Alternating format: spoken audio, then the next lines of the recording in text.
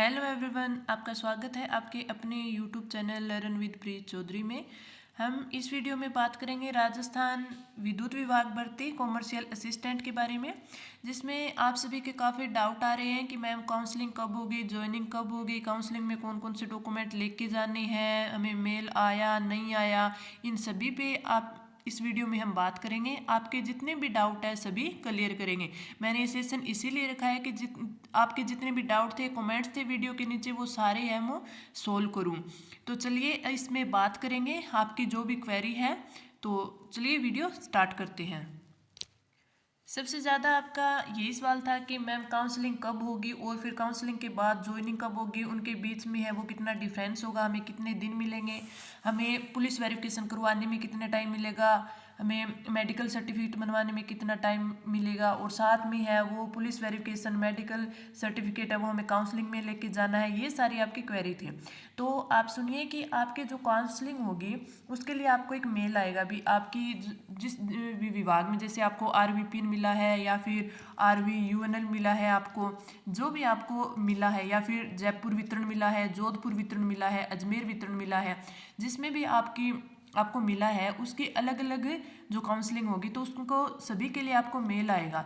अभी कई बच्चे बोल रहे हैं कि मैम कि जो मैंने फॉर्म भरा था तब जो आईडी थी वो मैंने ई मित्र वाले की डाल दी थी और मेरी नहीं थी, तो अब मैं क्या करूं। तो आप ये कीजिएगा कि जब भी काउंसलिंग होगी तो बोर्ड है वो वेबसाइट पर लिंक क्या वो बोर्ड है वो वेबसाइट पर एक PDF डालेगा काउंसलिंग के लिए जो अपीयर है उन स्टूडेंट की। तो आप उसमें से देख लीजिएगा कि जो भी वो लिस्ट डाले तो आप चेक कर लीजिएगा कि आपकी जो काउंसलिंग है वो किस टाइम है और कहाँ पे है, तो वो सभी हुई डालेंगे। काउंसलिंग के लिए बोर्ड वेबसाइट पर लिस्ट डालेगा, उसमें सभी आपको मेंशन करेगा, सभी के नाम वगैरह सब मेंशन करेगा। और आपको मैं बता दूं कि काउंसलिंग के लिए आपको कोई पुलिस वेरिफिकेशन नहीं लेके जाना है, ना ही कोई मेडिकल सर्टिफिकेट है वो लेके जाना है। बस आपको अपनी एक फ़ोटो लेके जानी है, अपनी एक आईडी लेके जानी है। आईडी में आप आधार यूज करते हो, पैन यूज करते हो, वोटर आईडी यूज करते हो, लाइसेंस यूज करते हो, जो भी आप यूज करते हो वो लेके जानी है। और साथ में आप जो भी आपने अपनी आईडी लेके जाते हो उसकी एक कॉपी लेके जानी है।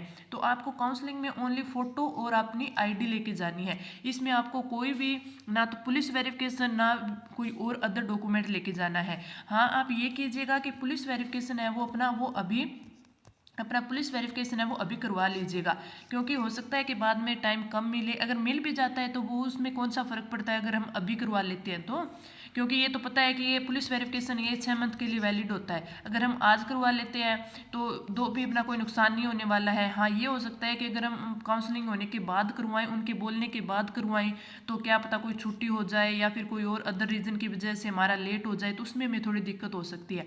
अगर आज आप करवा लेते हो, बस आप ई मित्र पर जाइए, वहाँ से अपना पुलिस वेरिफिकेशन के लिए आप अप्लाई कर दीजिएगा।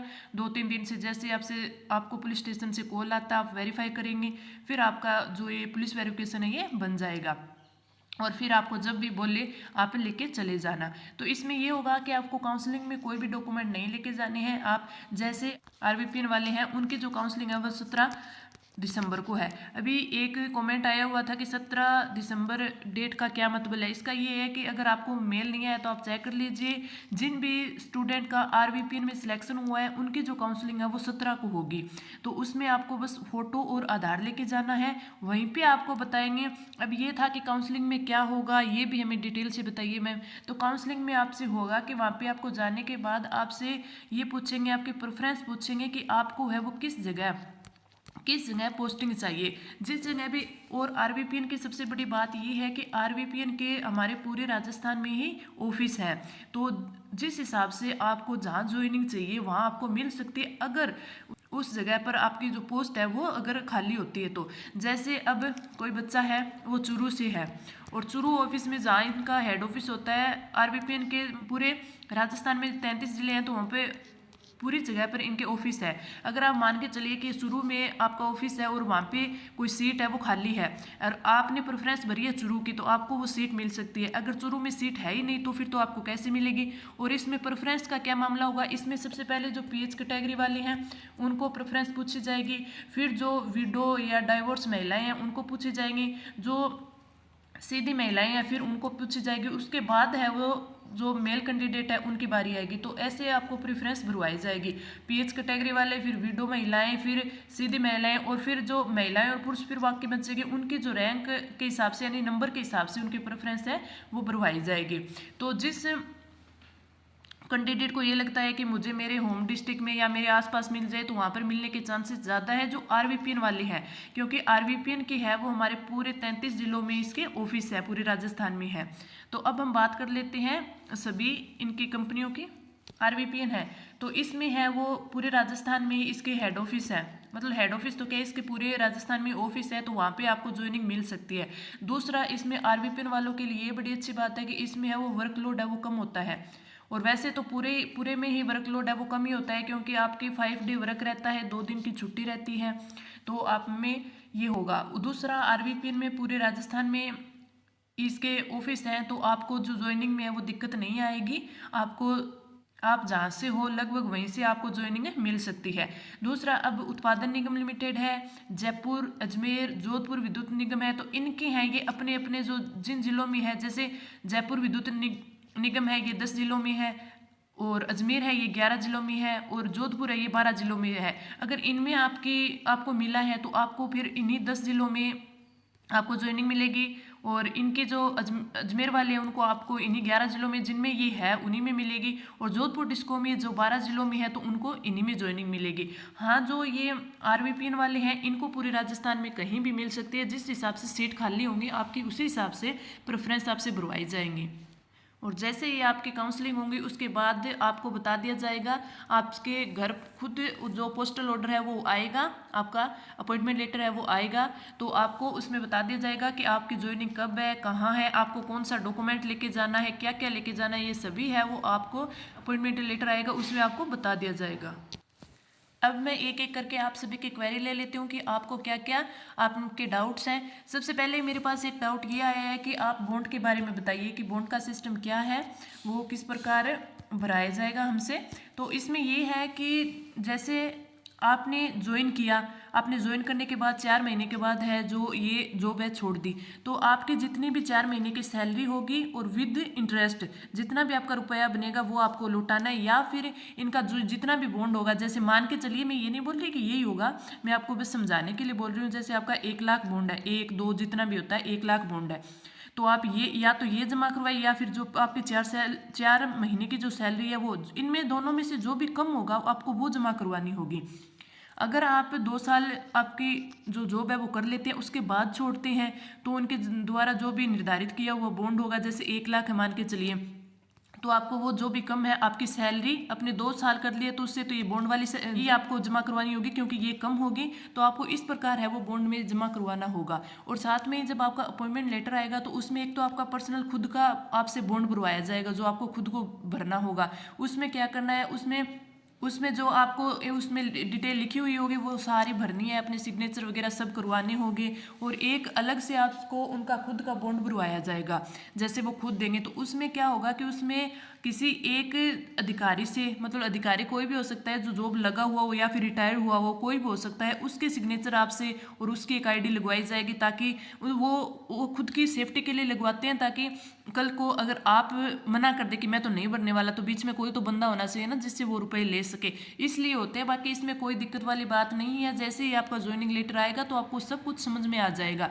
वैसे कोई भी बात तो हो वो आपको खुद ही पता चल जाएगी, उसमें कोई दिक्कत वाली बात नहीं है। आप किसी के लिए भी ऐसे टेंशन ना ले कि मेरा ये नहीं हुआ, ये कैसे होगा, कुछ नहीं होगा, सब आराम से अच्छे से हो जाएगा।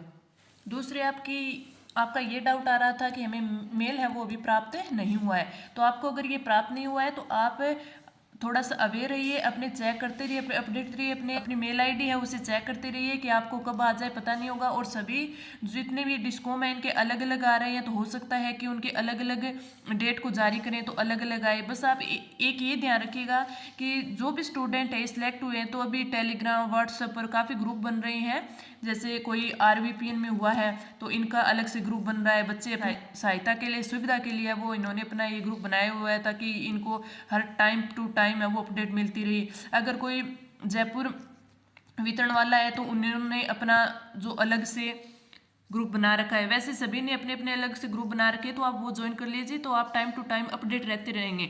अगर एक बच्चे का भी है जो मेल नहीं आता है तो उनको पता लग जाएगा कि मेरा नहीं आया और सभी का आ गया है, इस हिसाब से भी आप अपडेट रहेंगे। और साथ में अगर किसी का मेल नहीं भी आता है तो भी कोई बात नहीं है, क्योंकि बोर्ड है वो वेबसाइट पर जो लिस्ट है वो जारी करेगा, उससे आपको पता चल जाएगा कि आपकी काउंसलिंग है वो कब होगी, कहाँ होगी, ये सब आपको पता चल जाएगा। तो इसके लिए आप बिल्कुल भी टेंशन ना लें।